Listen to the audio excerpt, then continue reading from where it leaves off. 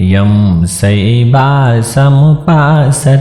शिव इति ब्रह्मेति वेदान्तिनो बौद्धा बुद्धैति प्रमाणपटव करतेति नैयायिका अरहं नित्यथ जैन शासनरता कर्मेति मीमांसका सोऽयंवो विदधातु वाञ्छितफलं त्रैलोक्यनाथो हरिं। कार्तिक मास महात्म्यको 8औं अध्यायमा अरुणजीले प्रश्न गर्नुहुन्छ। कस्मिन् तीर्थे विशेषेण फलं कार्तिक सम्भवम् क्षेत्रे वा एतदाख्याहि भगवन् भूतभावनम्। अरुणजीले प्रश्न गर्नुहुन्छ, हे प्राणीहरूमा कल्याण गर्ने भगवान, कुन तीर्थमा वा कुन क्षेत्रमा कार्तिक महिनामा स्नान गर्नाले, कार्तिक महिनामा नुहाउनाले राम्रो अथवा धेरै फल मिल्दछ प्रभु, त्यो कुरा हजुरले आज्ञा गर्नुहोस्। तब सूर्य भगवानले आज्ञा गर्नुहुन्छ, कार्तिकमा जहीँ कहीँ पनि जलले स्नान गर्नुपर्दछ। कार्तिकमा दुर्बल जन तातो पानीले पनि नुहाउन सक्नेछ, तर चिसो पानीमा स्नान गर्नाले त्यसभन्दा 10 गुणा बढी पुण्यको प्राप्ति हुन्छ। त्योभन्दा पनि 100 गुणा पुण्य बाहिर कुवा इनारको जलमा स्नान गर्नाले हुन्छ। कुवामा भन्दा 1000 गुणा बढ्ता बापीमा स्नान गर्नाले हुन्छ।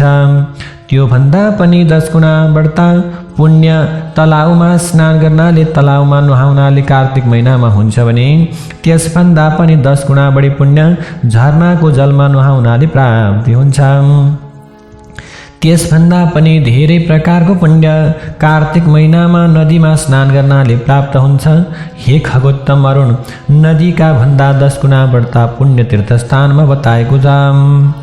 यस्ता प्रकारले त्यसभन्दा 10 गुणा पुण्य 2 नदीको जहाँ सङ्गम छ त्यस्तो प्रकारको सङ्गम स्थलमा नुहाउनु पनि अत्यन्त राम्रो मानिएको छ। 3 नदीको सङ्गममा स्नान गरेको पुण्य त अन्त कतै पनि छैन। सिन्धु, कृष्णा, बेणी, यमुना, सरस्वती, गोदावरी, बिपाशा, नर्मदा, तमसा, त्यस्तै गरी कावेरी, सरयू, यस्ता प्रकारले चरणवती नदी जुन प्रकारले छन्, वितस्ता नदी, वेदिका, स्वर्ण, त्यस्तै गरी अपराजिता नदी, गण्डकी, गोमती, पूर्णा, ब्रह्मपुत्र सरोवर, बागमती, शतद्रु, त्यस्तै बदरिकाश्रम। हे अरुण, कार्तिक महिनामा यी तीर्थहरूमा स्नान गर्नु अत्यन्त पुण्यदायी मानिन्छ। सबै ठाउँहरूमा भन्दा आर्यावर्तमा बढी पुण्य दिनेवाला छ। त्यसभन्दा कोल्हापुरी अत्यन्त श्रेष्ठ छ। त्यसभन्दा पनि दुबई, काञ्ची अत्यन्त श्रेष्ठ गइएका छन्। अनि अवन्ती सेवन पुण्यदायक छ। त्यसभन्दा पनि अझ पुण्यदायक बराह क्षेत्र छ। त्यसभन्दा पनि चक्र क्षेत्र अझ पुण्यदायक छ। त्यसभन्दा पनि मुक्ति क्षेत्र त झन् अधिक पुण्यदायी छ। यस्ता प्रकारले त्यसभन्दा अवन्तिका श्रेष्ठ, त्यसभन्दा बदरिकाश्रम श्रेष्ठ, त्योभन्दा पनि अयोध्या अत्यन्त श्रेष्ठ, त्यसभन्दा गङ्गाद्वार हरिद्वार व्रता श्रेष्ठ छ। त्यसभन्दा पनि कनखल नाम गरेको तीर्थ अत्यन्त उत्तम छ। त्योभन्दा पनि मथुरा नाम गरेको नगरी मथुरामा स्नान गर्नु अझ राम्रो मानिन्छ।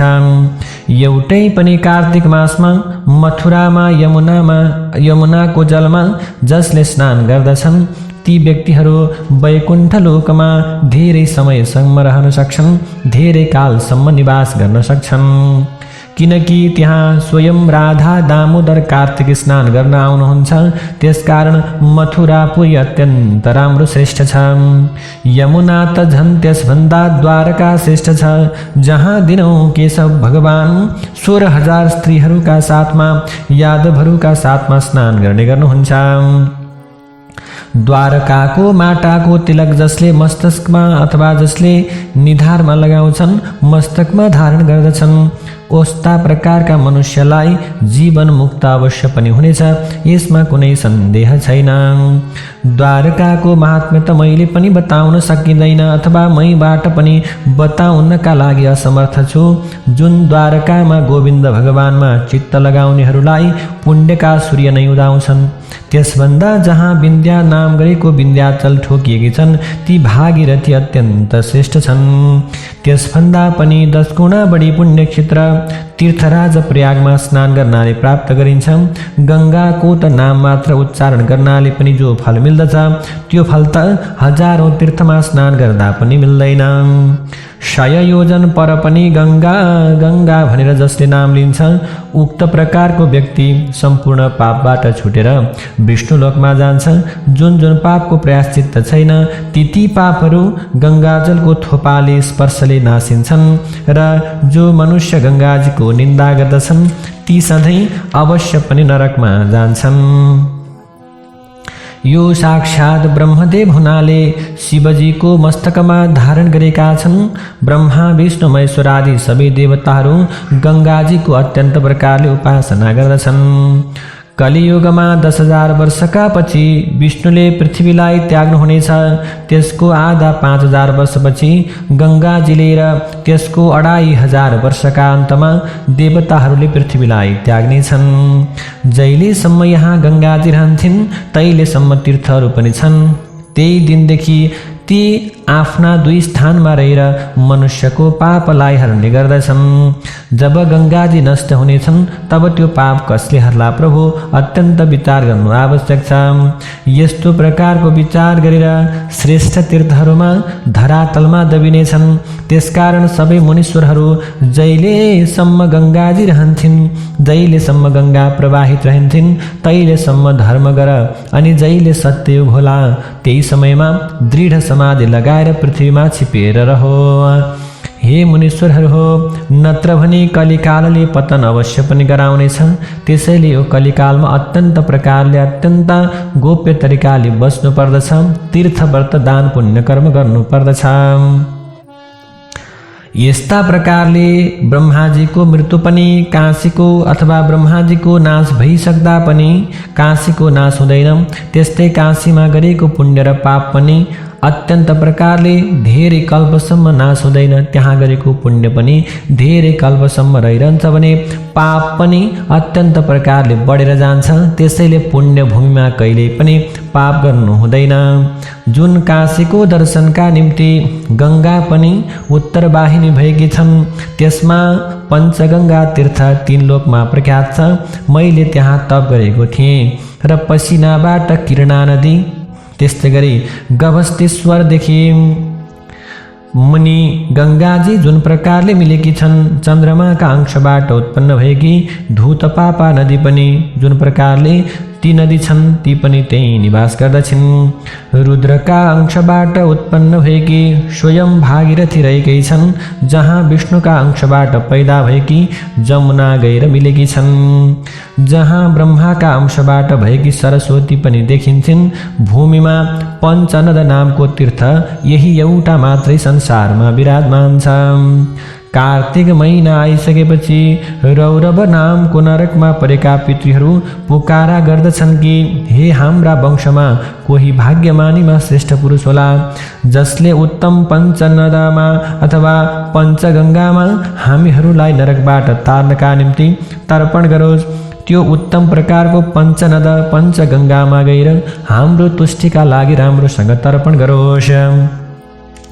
कार्तिक महिनामा आइसकेपछि, कार्तिक महिनाको प्राप्त भइसकेपछि प्रयाग आदि सारा तीर्थहरू पञ्चगङ्गा स्नान गर्न आउँछन्। यसमा कुनै पनि प्रकारको सन्देह छैन। कल्याणदायक पञ्चगङ्गामा स्नान गरेर बिन्दु माधवको पूजा गर्नाले अघि गरेका लाखौँ पापहरू उत्तिखेरै तत्क्षणमै बिलाएर जान्छन्।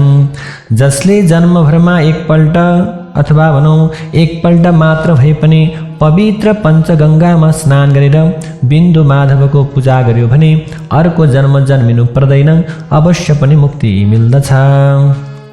जसले रात्रिको समयमा पञ्चगङ्गामा विधिपूर्वक बत्ती बाल्दछन् उसका वंशका कुल दीप जस्तै राम्रा उज्याला र प्रकाशमान हुनेछन्। यसमा कुनै सन्देह छैन।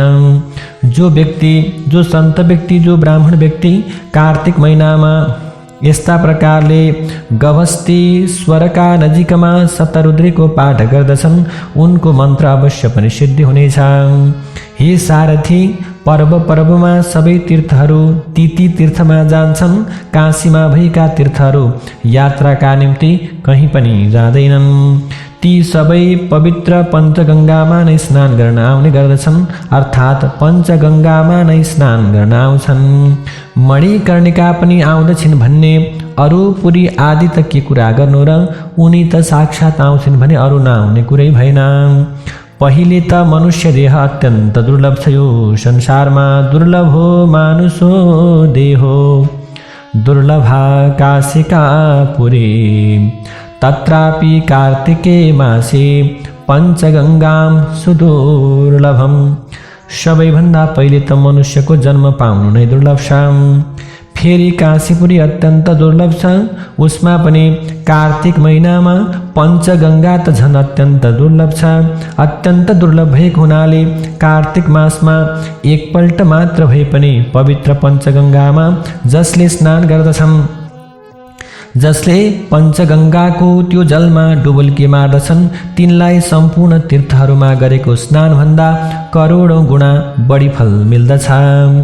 वाराणसीमा बसेर भक्तिमा तत्पर भएर जुन मनुष्यले विधिपूर्वक साङ्गोपाङ्ग 3 वर्ष कार्तिक व्रत गर्दछन्, कार्तिक मासको व्रत गर्दछन् भने अरुण यसै लोकमा तिनीहरूलाई प्रत्यक्ष फल मिल्दछ।